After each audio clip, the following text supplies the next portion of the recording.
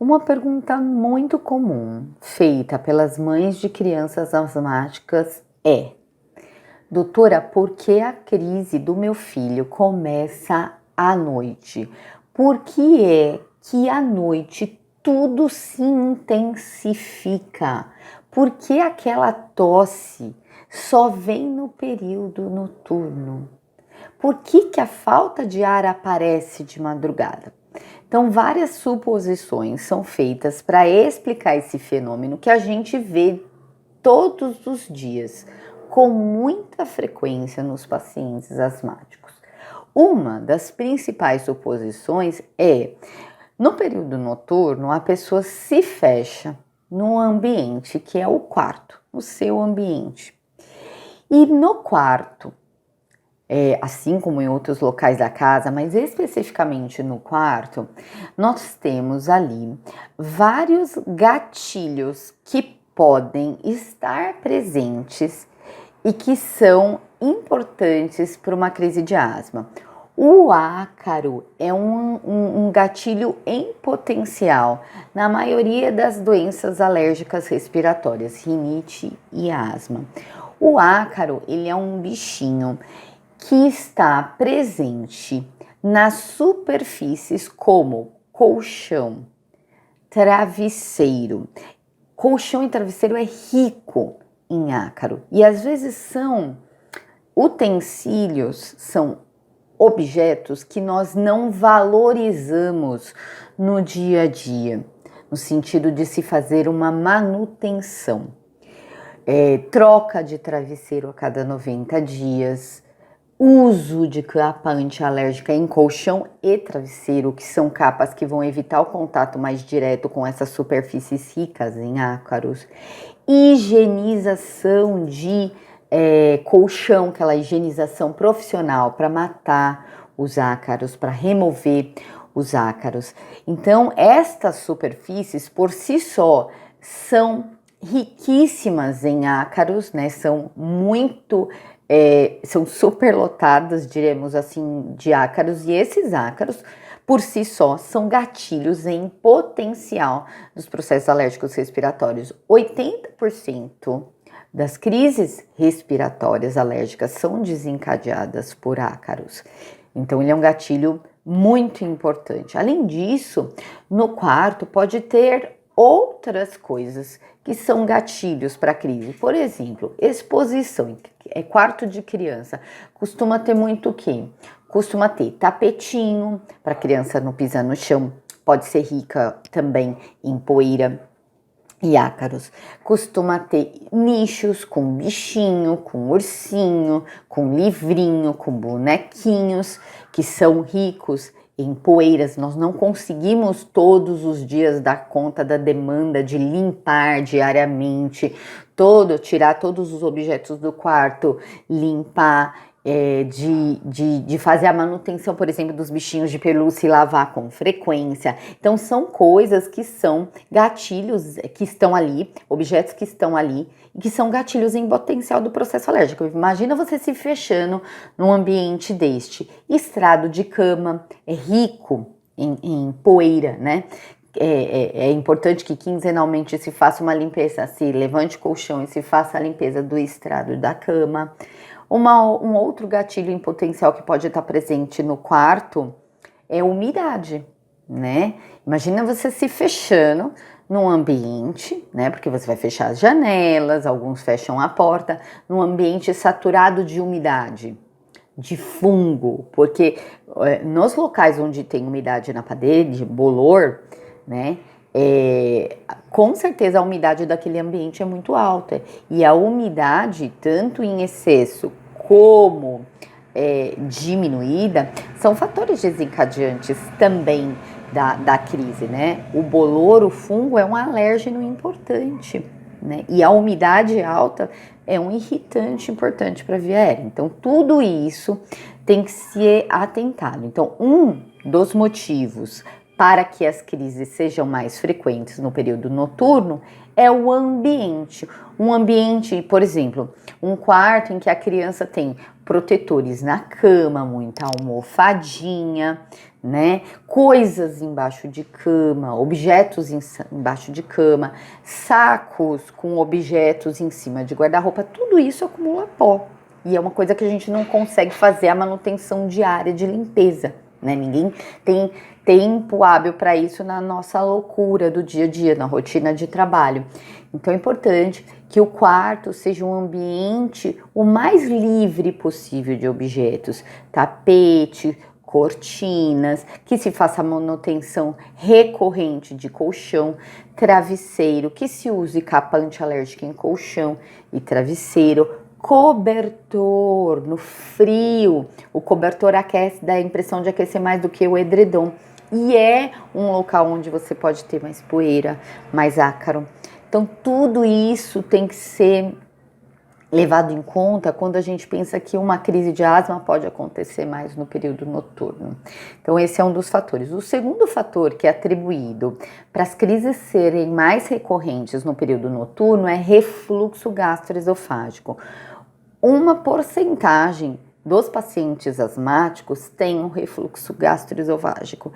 E no caso de crianças, em especial, das crianças menores que ainda tomam leite pela mamadeira, tem muitas crianças que têm aquele ritualzinho do sono atrelado à mamadeira. Então pega a mamadeira e já toma meio deitadinho para dormir. Faz parte do ritual do soninho. É através deste acalento que ela dorme, né?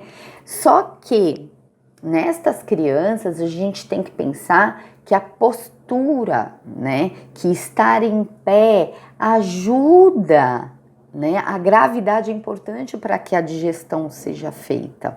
E existe um risco desse leitinho ficar refluindo do estômago para o esôfago, às vezes nem precisa chegar até a via aérea. E este refluxo causa tosse, né? Já existe comprovação científica que o simples fato daquele ácido do estômago, né, do conteúdo gástrico, que é muito ácido, voltar para o esôfago, já é suficiente para causar a tosse e o fechamento do brônquio, o broncoespasmo. Vamos imaginar que a gente está pensando num paciente asmático, né? Então, nesses pacientes asmáticos com refluxo, que tomam leitinho deitado, ou já tomam leitinho na posição vertical e deitam, ou que se alimentam, que fazem alimentações muito fartas, come muito antes de dormir, ou não respeita ali o período de 2 horinhas sem comer antes de dormir, este refluxo, o refluir do conteúdo do estômago para o esôfago, sem necessariamente chegar à via aérea, sem ascender mais, já é o suficiente para causar tosse e uma crise de asma. Então, a investigação do refluxo nessas tosses noturnas é muito importante e as medidas posturais são essenciais. O que é medida postural? Não comer ou tomar líquidos umas 2 horinhas antes de deitar, evitar tomar a mamadeirinha sentado e deitar, ou pior ainda, tomar deitadinho, né? As alimentações muito fartas, né, muito abundantes à noite, tem que serem evitadas. Então, tudo isso contribui para uma crise de asma também. E uma terceira explicação, que é muito interessante, uma explicação mais atual, é a questão dos níveis de um hormônio que a gente tem no nosso organismo chamado cortisol estarem muito baixas no período noturno. O cortisol é um hormônio que a gente chama hormônio de alerta. Ele vai ter um pico de produção no período da manhã, vai diminuindo ao decorrer do dia e é muito baixo durante a madrugada. Vamos lembrar, a asma é uma doença inflamatória. O cortisol é um anti-inflamatório, tanto que nas crises de asma e no tratamento de controle de asma, o que nós usamos? Corticoides. Cortisol, por ele se tratar de um anti-inflamatório. Se o nível dele está muito baixo durante a madrugada, existe uma chance maior de que a crise aconteça de madrugada. O cortisol é um hormônio que a gente chama hormônio de estresse, né? Ele é necessário para que a gente faça as nossas atividades do dia a dia. Ele aumenta a pressão, ele aumenta a glicose sanguínea, que são todos substratos para que nós possamos ter energia e para que nós possamos ter um metabolismo adequado para que as nossas atividades durante o dia sejam realizadas. Durante a noite nós não precisamos deste hormônio de estresse, nós vamos repousar. Então ele diminui, esse hormônio de estresse, de alerta, ele diminui. E isto como, pensando neste hormônio como um hormônio anti-inflamatório, que é importante no controle da asma, isso pode ser um gatilho para que a asma aconteça, né? Então, o cortisol, estudos agora mais recentes demonstram que essa redução do cortisol no período da madrugada pode também influenciar para que as crises aconteçam mais de madrugada. Tá? Uma outra possibilidade, tive um alérgeno no período ali da tarde e da manhã, um contato com um alérgeno, só que eu vou desencadear essa reação mais tardiamente, na madrugada. Então, também é um fator, é uma hipótese do porquê as crises aconteceriam de madrugada. Então, resumidamente falando, nós podemos ter algumas suposições que justifiquem que as crises de asma são mais propensas a acontecer no período noturno.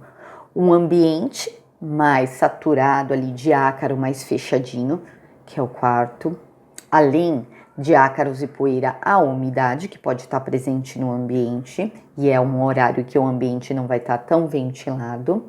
A questão da baixa do cortisol, que é um hormônio de estresse que estaria mais diminuído no período da noite, porque no período da noite é um momento de repouso, e que também é um hormônio anti-inflamatório importante, porque a asma é um processo inflamatório crônico, com períodos de piora. Então, se eu baixo o anti-inflamatório, eu tenho uma possibilidade maior de crise.